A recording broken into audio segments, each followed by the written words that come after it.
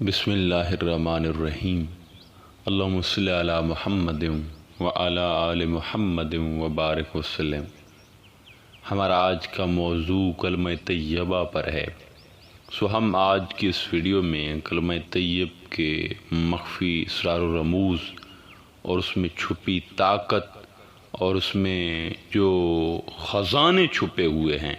ان پر بات کریں گے، لہذا ویڈیو کو آخر تک دیکھیے گا تاکہ فائدہ حاصل ہو سکے۔ سامعین کرام، تمام اصفیاء اتقیاء نے انسان کے جو ہے وہ دل کو بڑی ایک اہمیت دی ہے، اور اس کی اہمیت کو جو اللہ نے قرآن میں دی ہے اس کو واضح کیا ہے اور اس کی حرمت کی پاسداری کا حکم دیا ہے۔ بندہ مومن کا دل احادیث نبوی کی روح سے حق تعالیٰ کی اماجگاہ قرار پایا ہے، جبکہ حدیث قدسی میں ہے کہ اللہ تبارک و تعالیٰ نے تمام خزائن کو انسان کے قلب میں رکھ دیا ہے، اور حضور سلطان صاحب نے کلمہ پاک کو قلب کے تالے کی چابی قرار دیا ہے۔ آپ فرماتے ہیں کہ دونوں جہاں اسم ذات کی تہ میں آتے ہیں، اور اسم ذات قلب انسانی کی تہ میں آتا ہے، اور قلب انسانی کا تالا حضرات اسم ذات اور کلمہ طیبات لا الہ الا اللہ محمد رسول اللہ کی چابی سے کھلتا ہے۔ ایک اور مقام پر حضور سلطان صاحب نے کلمہ پاک کو تمام نصیبوں کی جو ہے وہ کنجی قرار دیا ہے۔ آپ ارشاد فرماتے ہیں کہ تمام نصیب، تمام قسمت، تمام مراتب حکمت، تمام خزائن، تمام علوم طلسمات جو ہے وہ کلمہ طیبہ میں پائے جاتے ہیں، اور تمام نصیبوں کی کنجی کلمہ طیب ہے۔ کلمہ طیب پڑھنے والا شخص نہ کبھی بے نصیب ہوا ہے اور نہ ہوگا، البتہ وہ کافر یہود بے نصیب رہتا ہے جو معبود حقیقی کی معرفت سے بے خبر ہے۔ جو شخص کلمہ طیب کی کناہ کو جان لیتا ہے اور زبان محمدی سے سبق لے کر جو ہے کلمہ طیب کی خاصیت کو سمجھ لیتا ہے، اور زبان ہلائے بغیر اور ضمیر اور لوح محفوظ سے کلمہ طیب کو پڑھتا ہے، تو دنیا اور آخرت میں اللہ تعالیٰ کے تصرف کے جتنے خزانے موجود ہیں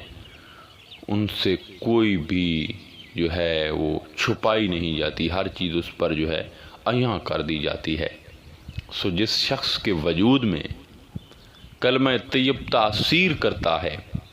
اور اسے نفع دینے لگتا ہے، تو اس کی رگ رگ میں کلمہ طیب دریا کی طرح جاری ہو جاتا ہے، اور سر سے قدم تک اس کے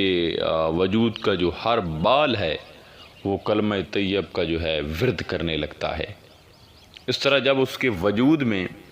کلمہ طیب قرار اور سکون پکڑ لیتا ہے تو اس کی روح جو ہے وہ فرت یاب ہو جاتی ہے، قلب زندہ ہو جاتا ہے، نفس مر جاتا ہے، اور تمام بری خصلتیں اس کے جو وجود ہے اس سے مکمل طور پر نکل جاتی ہیں۔ حضور سلطان العارفین سرکار فرماتے ہیں، جو شخص چاہتا ہے کہ بے حساب و بے حجاب ہو کر جملہ ثواب ایک ہی عمل سے حاصل کر لے، اور اس کے وجود میں نور ایمان جگمگاتا رہے، اور وہ بلا روک ٹوک بہشت میں داخل ہو جائے، تو اسے چاہیے کہ وہ کلمہ طیب لا الہ الا اللہ محمد رسول اللہ کو اس کی کناہ سے پڑھے۔ سامعین کرام، جو شخص مرشد کامل کی توجہ اور اجازت سے کلمہ پاک کی کناہ کھولتا ہے اور ظاہر و باطن میں ان حروف قدسیہ کے فیضان سے مستفیض ہوتا ہے، تو اسے حضور رسالت مآب صلی اللہ علیہ وآلہ وسلم کی مجلس جو ہے وہ نصیب ہو جاتی ہے۔ اسے حضور اپنا ہر لمحہ دیدار کرواتے ہیں۔ حضور سلطان صاحب نے کلمہ پاک کی اس عظیم برکت کے متعلق ارشاد فرمایا ہے کہ مرشد کامل ہے بھی وہی کہ جو طالب اللہ کے دل پر نگاہ کرے تو خار و خس اور شیطانی اور نفسانی وسوسے اور خطرات طالب اللہ کے قلب میں جو بھی موجود ہیں سب کو پہلی ہی نظر میں جلا دے، اور طالب کے دل کو شیطان کی قید سے چھڑا دے، اور پھر طالب کو کلمہ طیب جو افضل ذکر ہے لا الہ الا اللہ محمد رسول اللہ، اس کی تلقین کرے۔ آپ فرماتے ہیں کہ جان لو کہ کلمہ طیب میں 24 حروف ہیں اور دن رات میں جو ہے وہ 24 ساعتیں ہیں، اور ہر ایک گناہ ہر ساعت کو اس طرح جلا دیتا ہے جیسے آگ خشک لکڑی کو جلا دیتی ہے۔ سامعین کرام، کلمہ پاک کی برکت سے بندے کا دل جو ہے وہ دنیا کی نجس محبت سے پاک ہو جاتا ہے، اور اللہ کی محبت اس کے دل میں جو ہے وہ رچ اور بس جاتی ہے، جیسا کہ سلطان العارفین حضرت سخی سلطان باہو فرماتے ہیں کہ طالب صادق کو چاہیے کہ اسماء الہیہ عالم برزخ کے 99 ناموں کا تصور جو ہے ہمیشہ دل پر کیا کرے، تاکہ ان کے اثر سے اس کے دل سے دنیا کی محبت نہ رہے، مٹ جائے، اور لا الہ الا اللہ محمد رسول اللہ جو شخص اس تصور سے پڑھتا ہے تو وہ اللہ تعالیٰ جو ہے اس کے وجود سے تمام جو نجس اثرات ہوتے ہیں وہ ختم کر کے اس پر تمام جو حقیقت ہے اور عالم برزخ کے جو احوال ہیں اس پر جو ہے وہ عیاں کر دیتا ہے۔ کلمہ شریف پڑھنے والا غنی ہو جاتا ہے روحانی طور پر، اور یہ غنایت اسے وکیل اعظم پر کامل توکل سے نصیب ہوتی ہے، کیونکہ توکل اور یقین بہت ضروری ہے۔ یہی وجہ ہے کہ اس کے بعد بندہ جو ہے غیر اللہ کی جانب دیکھتا بھی نہیں ہے، اور جس کا اعتقاد کمزور ہو، یقین کمزور ہو، تو اسے جو ہے وہ کلمہ طیب سے کچھ حاصل نہیں ہوتا۔ حضور علیہ السلام کا فرمان ہے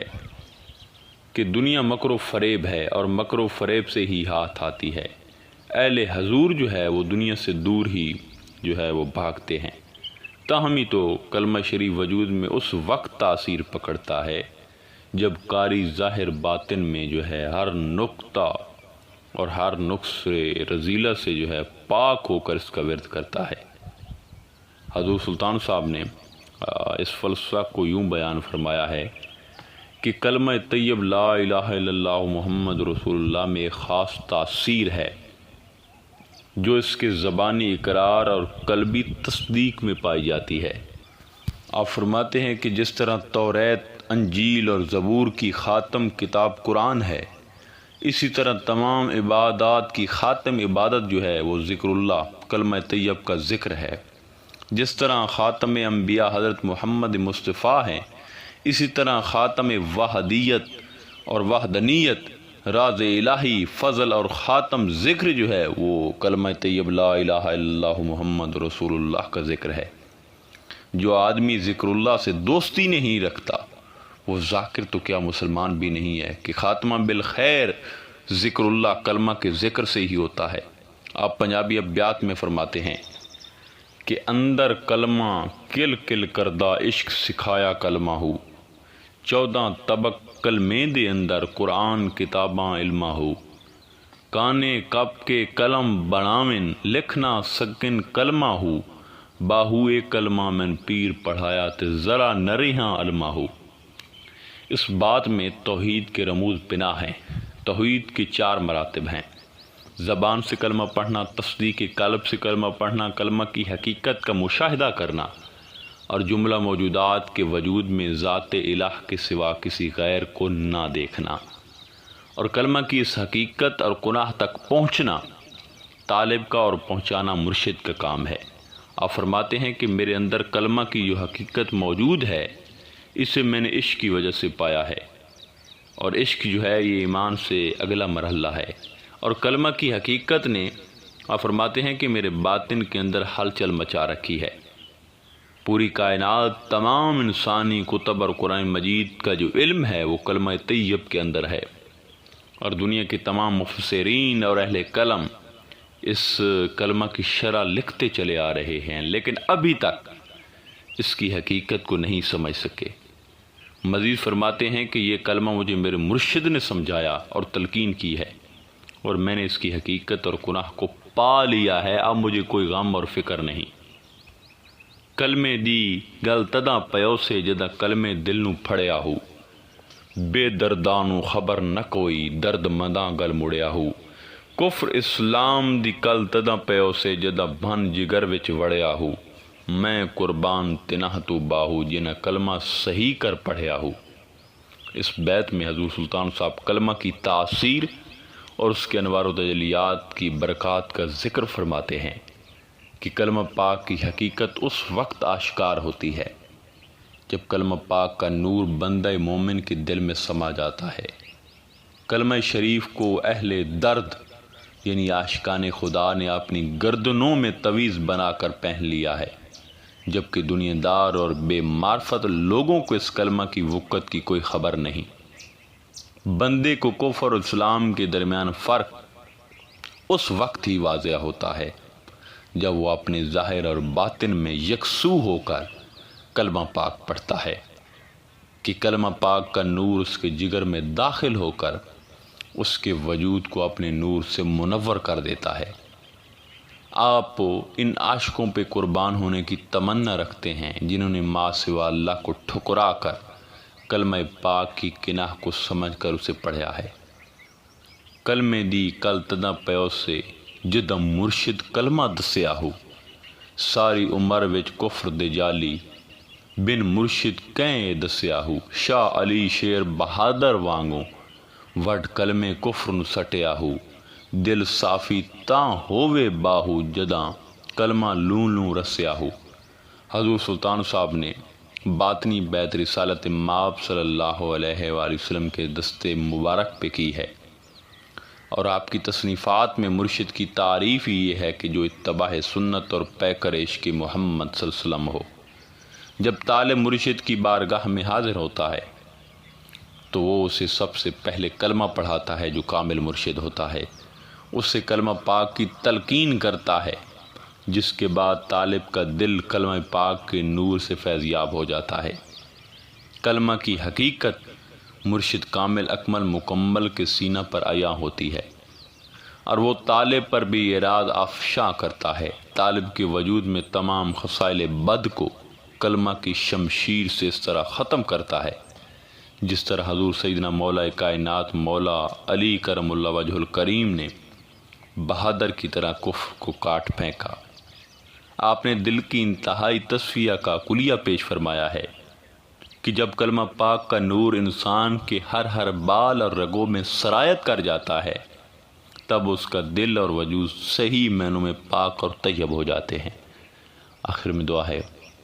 کہ اللہ تعالی ہم سب کو کلمہ کی گناہ کو جاننے کی توفیق عطا فرمائے۔ انشاءاللہ تعالی ملتے ہیں ایک نئے موضوع میں، تب تک اللہ نگہبان۔